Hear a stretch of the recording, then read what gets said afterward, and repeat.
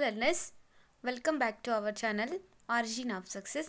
So అండి, మనం last క్లాస్లో ఏంటంటే ఎన్సీఆర్టీ జాగ్రఫీ క్లాస్ 7కి సంబంధించి 10th చాప్టర్ అయితే డిస్కస్ చేసుకున్నామండి. సో అది పార్ట్ 1 అండి. సో ఇది ఇప్పుడు పార్ట్ 2 అనమాట. ఇంకా రిమైనింగ్ లెసన్ అంతా కూడా మనం కంప్లీట్ చేద్దామండి. ఓకే, సో నెక్స్ట్ ఏంటండి, ద కోల్డ్ డెజర్ట్, ఇదండి లదాఖ్. ఓకే, సో ఇక్కడ చూడండి, Ladakh is a cold desert lying in the great Himalayas on the eastern side of Jammu and Kashmir. Okay, ఇక్కడ మ్యాప్లో చూడండి ఒకసారి, చూడండి. సో ఇదంతా కూడా లదాఖ్ అన్నమాట. చూడండి, లదాఖ్ ఇదంతా కూడా మనకి జమ్మూ కాశ్మీర్ అండి. ఓకే, ఇక్కడ ఈస్టర్న్ సైడ్కి మనకి లదాఖ్ అనేది లొకేట్ అయి ఉందన్నమాట. ఓకే, నెక్స్ట్ చూడండి. సో ఇక్కడ చూడండి, the Karakoram range in the north and Zanskar mountains in the south enclosed. Several rivers flow through the Ladakh, Indus being the most important among them. The rivers from the deep valleys and gorges. Several glaciers are found in the Ladakh. For example, Gangri Glacier. So చూడండి, ఇక్కడ ఏంటంటే ఇక్కడ మనకు జమ్మూ కాశ్మీర్కు తూర్పు వైపున ఉన్నటువంటిది ఏంటంటే లదాఖ్ అనమాట. అంటే ఇది ఎక్కడ ఉంది, గ్రేట్ హిమాలయస్లో తూర్పు వైపున ఉందన్నమాట. ఓకేనా అండి. సో ఇది ఏంటంటే అంటే ఒక చల్లని ఎడారి అనమాట. అంటే ఏంటి, ఇక్కడ ఉత్తరాన ఏముంది, కారకోరం శ్రేణి ఉంది, తర్వాత దక్షిణాన ఏంటంటే జన్స్కర్ పర్వతాలు అయితే ఉన్నాయన్నమాట. ఓకే, సో లదాఖ్ గుండా చాలా నదులైతే ప్రవహిస్తున్నాయండి. సో వాటిలో ఏంటంటే సింధు నది అనేది చాలా చాలా ఇంపార్టెంట్ అయినదండి. ఓకే, సో ఇక్కడ ఏంటంటే ఈ నదుల వల్ల ఏంటంటే లోతైన లోయలు కూడా ఏర్పడడం అయితే జరిగిందనమాట. ఓకే, ఇక్కడ సెవరల్ గ్లాషియర్స్ కూడా ఉన్నాయండి. సో ఫర్ ఎగ్జాంపుల్గా గాంగ్రీ గ్లాషియర్స్గా మనము చెప్పుకోవచ్చు అనమాట. ఓకే, సో ఇక్కడ చూడండి, Ladakh is a made up of 2 words అనమాట.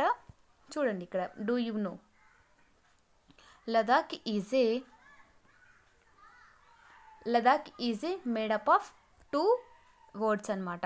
ఏంటండి, ఫస్ట్ వర్డ్ ఏంటి మనకి, లా, మీనింగ్ ఏంటంటే mountain. Okay, mountain pass, and దాక్ మీన్స్ కంట్రీ. ఓకేనా అండి. సో లా మీన్స్ ఏంటండి, మౌంటైన్ పాస్, అండ్ దాక్ మీన్స్ కంట్రీ. ఓకేనండి. సో లదాఖ్ అనే వర్డ్ ఈ 2 కాంబినేషన్స్ అనమాట, 2 words కాంబినేషన్, ఒకటి లా అండ్ ధాక్. ఓకేనండి.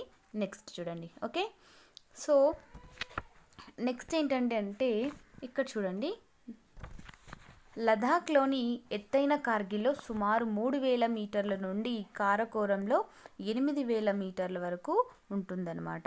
ఓకేనండి. So the altitude in the Ladakh varies from about 3000 meters in Kargil to more than 8000 meters in the Karakoram. Okay, కార్గిల్లో ఎత్తు సుమారుగా 3000 మీటర్లు ఉంటే, సో కారకోరంలో 8000 meters వరకు ఉంటుందన్నమాట. Due to it's high altitude the climate is very extremely cold and dry. The air at this altitude is so thin the heat of the sun and can be felt intensely. The day temperatures in the summer are just above the 0 degree and the night temperatures well below -30 degree. It is freezing cold in the winters when temperatures may remain below 40 degrees Celsius for the most of the time. Okay, so చూడండి, ఇక్కడ ఏంటంటే ఈ ప్రాంతం అనేది చాలా ఎత్తులో హైట్లో ఉండడం వల్ల ఏంటంటే ఇక్కడ క్లైమేట్ అనేది చాలా చల్లగాను అండ్ డ్రైగా ఉంటుందండి. సో ఇక్కడ వేసవిలో ఉష్ణోగ్రతలు చూసుకుంటే డే టైంలో 0 కంటే ఎక్కువగా ఉంటాయండి, అండ్ రాత్రిలో చూసుకుంటే -30 degrees కంటే తక్కువగా ఉంటాయన్నమాట. అండ్ ఇక్కడ మనం వింటర్ గురించి మాట్లాడుకుంటే -40 కంటే తక్కువగా ఉంటుందండి. ఓకే, సో ఈ హిమాలయాలు ఉండటం వల్ల ఏంటంటే ఇది ఏంటంటే హిమాలయాలు ఎత్తుంటాయి కదండి. సో వాటి కింద ఇది అంటే నీడలో ఉండడం వల్ల ఏంటి అంటే ప్రతి సంవత్సరం కూడా 10 సెంటీమీటర్ల కంటే వర్షపాతం అనేది పొందుతుందన్నమాట. ఓకే, నెక్స్ట్ అండి, నెక్స్ట్ చూడండి. ఓకే, ఇక్కడ చెప్పేసాను చూడండి. Okay, Ladakh is known as Khapachan which means snowland. Okay, so దీనిని ఏమంటారంటే కపాచన్ అని అంటారండి. సో దీన్ని స్నోల్యాండ్ అంటే మంచు భూమి అని కూడా అంటారనమాట. ఓకే, నెక్స్ట్ అండి, ఫ్లోరా అండ్ ఫనా అంటే వృక్షజాలం మరియు జంతుజాలం. ఓకే, ఇక్కడ ఏం చెప్పారో చూద్దామండి. సో ఇక్కడ ముఖ్యంగా ఏంటంటే శుష్కత కారణంగా ఏంటంటే వృక్ష సంపద అనేది చాలా తక్కువగా ఉంటుందండి. ఇక్కడ జంతువులు మేపడానికి గడ్డి మరియు పొదలు చాలా తక్కువగా ఉంటాయి, ఎందుకంటే మంచు అంతా ఉంటుంది కాబట్టి. లోయల్లో ఏంటంటే విల్లో అండ్ పాపులర్ల తోటలు అయితే కనిపిస్తాయండి. సో వేసవి కాలంలో అయితే ఏంటంటే యాపిల్, వాల్నట్ తెలుసు కదండి. సో అలాంటి చెట్లు అయితే మనకు కనిపిస్తాయి. అండ్ లదాఖ్లో అనేక పక్షుల జాతులు కూడా కనిపిస్తాయండి. సో వాటిలో robins, redstarts and Tibetan snowcock, hoopoe వంటి సాధారణ జంతువులు అయితే ఉంటాయన్నమాట. సో వీటిలో ఏంటంటే కొన్ని వలస పక్షులు కూడా ఉండడం అయితే జరిగిందనమాట. ఓకేనండి, నెక్స్ట్ చూడండి, పీపుల్ అనమాట. సో ఇక్కడ పీపుల్ ఏంటంటే ఇక్కడ చూడండి, ఇక్కడి ప్రజలు ఏంటంటే ముస్లిం లేదా బౌద్ధులు ఉంటారన్నమాట ఇక్కడ. సో వాస్తవానికి ఏంటంటే అనేక మఠాలు లడాఖీ ప్రకృతి దృశ్యాన్ని వారి సాంప్రదాయ గోంపాలతో కలిగి ఉంటారనమాట. సో ఇక్కడ కొన్ని ప్రసిద్ధ మఠాలు హెమిస్, తిక్సే అండ్ షే మరియు లామాయూరు, సో ఇలాంటివి అనమాట మఠాలు. ఓకే, అండ్ ఇక్కడ వేసవి కాలంలో ప్రజలు ఏంటంటే బార్లీ అండ్ జొన్న, ఓకే, బంగాళదుంప, బఠానీలు, బీన్స్, టర్నిప్ వంటి సాగులో వీళ్ళు చేస్తారనమాట. అంటే అలాంటి పంటలను పండిస్తారు. అండ్ శీతాకాలంలో ఏంటంటే ఇక్కడ క్లైమేట్ అనేది చాలా హార్ష్గా ఉంటుంది కాబట్టి సో ప్రజలు తమ ఉత్సవాలను వేడుకల్లో నిమగ్నమై ఉంటారనమాట. ఓకే, అండ్ మహిళలు ఇక్కడ ఏంటంటే చాలా కష్టపడతారు. సో ఇక్కడే కాదండి, ఎక్కడైనా కూడా కష్టపడతారు. సో వాళ్ళు ఏంటంటే ఇంట్లో తర్వాత పొలాల్లో మాత్రమే పనిచేస్తుంటారనమాట. కానీ చిన్న వ్యాపారం దుకాణాలను కూడా ఇక్కడ ఈ లేడీస్ అని నిర్వహిస్తూ ఉంటారనమాట. సో ఇప్పుడు మన లడాఖ్ రాజధాని లే అనమాట. సో ఇది రహదారి మరియు వాయు మార్గం ద్వారా బాగా అనుసంధానించబడి ఉందన్నమాట. సో మనకి ఇక్కడ national highway 1A Zojila pass ద్వారా లేను కాశ్మీర్ లోయతో కలుపుతూ ఉందన్నమాట. ఓకే, నెక్స్ట్ అండి. ఓకే, సో ఇక్కడ పర్యాటకం అనేది భారతదేశం మరియు వివిధ దేశాల నుండి అనేక మంది పర్యాటకులు సందర్శించేటువంటి ఒక కార్యకలాపం అనమాట. సో ఇక్కడ గోంపాస్ సందర్శనలు అండ్ పచ్చిక భూములు మరియు హిమనీ నదాలు అండ్ పర్వతారోహణలు, ఉత్సవాలు మరియు వేడుకలు అనేవి ఇక్కడ ముఖ్యంగా ఇంపార్టెంట్ అండి. ఓకే, సో ఆధునీకరణ కారణంగా ప్రజల జీవితం మార్పు చెందుతుంది. కానీ లదాఖ్ ప్రజలు శతాబ్దాలుగా ప్రకృతితో సమతుల్యతతో సామరస్యంగా జీవించడం అనేది నేర్చుకున్నారండి. వీళ్ళు నీరు మరియు ఇంధనం వంటి వనరుల కొరత కారణంగా వాటిని వీళ్ళు ఏంటంటే జాగ్రత్తగా ఉపయోగించడం అయితే జరుగుతుందన్నమాట. ఓకే, సో ఇదండి. సో ఇక్కడ మనము డూ యూ నో కనుక చూసుకుంటే ఓకేనండి, డూ యూ నో చూద్దామండి మనం ఒకసారి.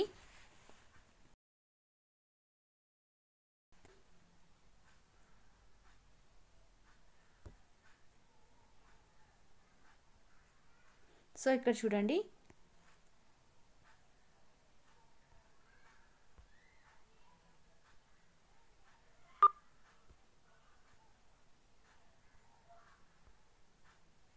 సో చూడండి ద్రాస్ అనమాట. Dras one of the cold habituated place on the earth located in Ladakh.